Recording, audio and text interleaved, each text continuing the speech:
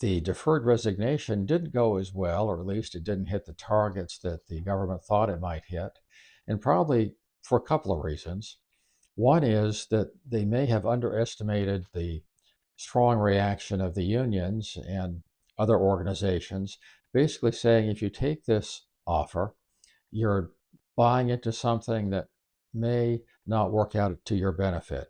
They argued it was unfair, illegal, not thought out, no legal basis for it. And if you do it, you might find yourself being without a job and without having any money. So we don't have any idea how many people were affected by these arguments.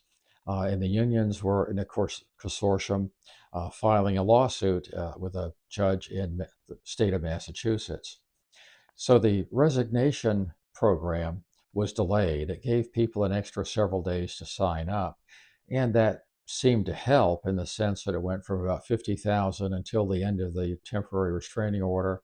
So it got up to maybe 76 or 77,000 people, still less than the 5 to 10% that the government had estimated may take advantage of the program.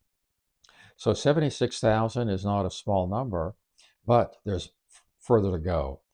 Probably the best estimate is the government may be shooting for a reduction of, say, 400,000 to 500,000 people.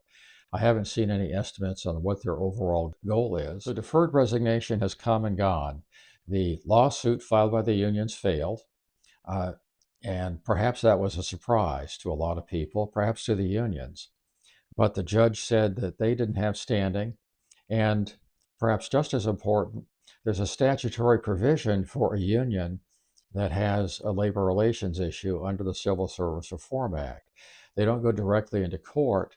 There's a statutory process. In this case, it would have been going to the Federal Labor Relations Authority. They didn't do that, and he said they had no direct interest in the program, so they had no standing.